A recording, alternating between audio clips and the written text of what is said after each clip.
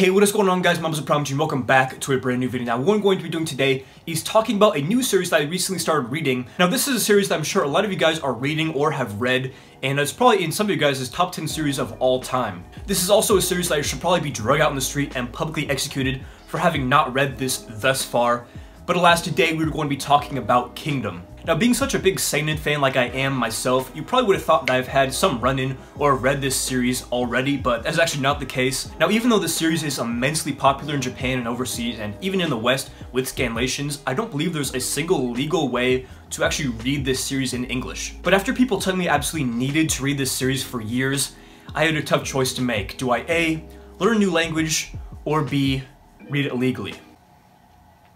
Let's just say the read legal manga Puritan in me had to take the backseat for this one. Now, as of when I'm recording this video, I'm 4 volumes into Kingdom, or I believe 42 chapters, around that area, and I really have been looking forward to recording this video and giving my thoughts on what I've read of this amazing series so far. So if you guys do enjoy this video, make sure to leave a like and subscribe for more manga videos just like this. And without further ado, let's get right into it. Alright, so I'm going to talk briefly about the plot of Kingdom, at least what I've read so far, and I'm going to try not to spoil some things that happen very early on in the series. Now, the main character of our story is Shin, and he's actually a war orphan along with one of his friends. Now, I'll put the name of his friend up on screen, but the reason that I don't actually know his name off the top of my head is because the version I read had the names all messed up, so I don't actually know the official name of him. But basically, Shin and his friend work as servants for this family, and in their spare time, they spend their time fighting with these wooden swords and just dueling. And I don't know how much free time these guys have, but they've actually amassed thousands of fights against one another. Needless to say, they're pretty good at fighting, and one day someone from the royal kingdom actually comes along on carriage and spots the two fighting and takes interest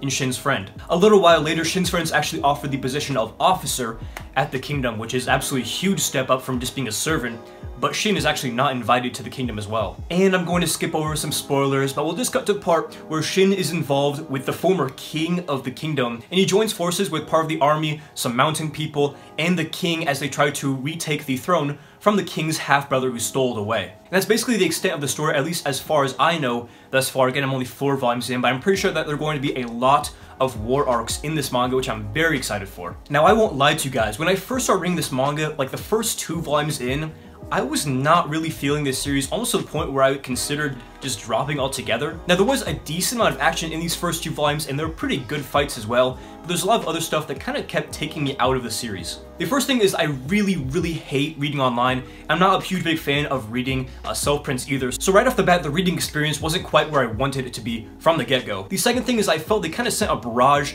of politics and, you know, really long Chinese names just right at you, right from the get-go, which really confused me personally, especially because all the names just change depending on what translation you're reading. And along with some other minor reasons, I just felt that these first 2 volumes kind of dragged on personally. But boy oh boy, once we get to that 3rd volume, all that out the window. As soon as Shin, the king, Sei, and his small army join forces with the mountain people, I mean, the series just goes to a whole other level as far as action and just plot goes in general. There was also some introduction and development for some characters in the series that I thought was really good. It made me more invested in this series. The king, Sei's half-brother, even though he's an absolutely disgusting person, I mean, the development that we get in the 3rd and 4th volumes for him is really well needed and really paints him as a really horrible villain. Now, one thing that was constantly on my mind as I was reading this series is I feel that this manga kind of borders the line of hard shonen and seinen. While there is a somewhat complicated political story and some absolutely undeniable brutal violence, the character interactions between the main characters seem really shonen-esque. There's a fair amount of shonen tropes that kind of keep the character interaction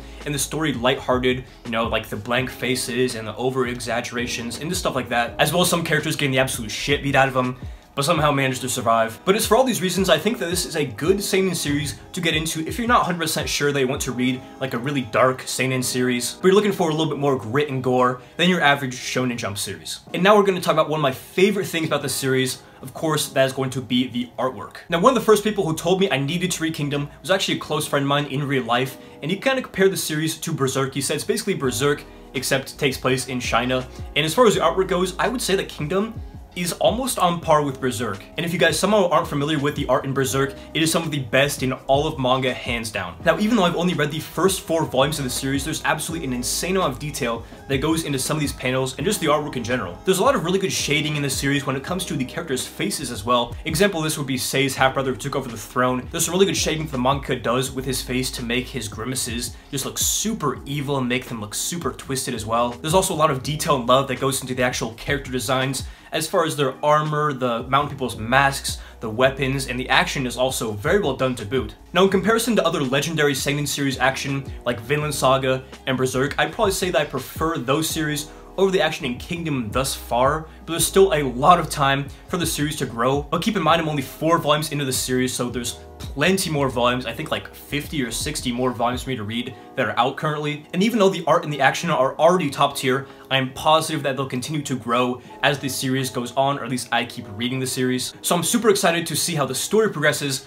as well as the art style and the action. So overall, what are my thoughts on Kingdom thus far? I'm absolutely loving this series. It has so many amazing traits, such as the politics, which I'm personally a fan of in a lot of series, as well as the absolutely incredible artwork and the really lovable characters. Also, as many of you guys know, I'm a sucker for big manga battles, such as the ones in Vinland Saga and Berserk, and let me tell you, Kingdom hit those battles right on the head. With that being said, if you're a seinen fan, if you're a shonen fan, it really does not matter. I think there's something that you can love in this series regardless of that. And overall, I'm really glad that I started reading this series, and I cannot wait to read more. But yeah, that's what I think of Kingdom thus far. Let me know in the comments below what you think of this series if you read it or if you want to read it. I'm very interested to know what you guys have to say. Anyways guys, that is all for this video. If you guys do enjoy it, make sure to leave a like and subscribe for more manga videos just like this. So yeah, this has been ThePromG. Hopefully you enjoyed the video, and as always, hope to catch you in the next one.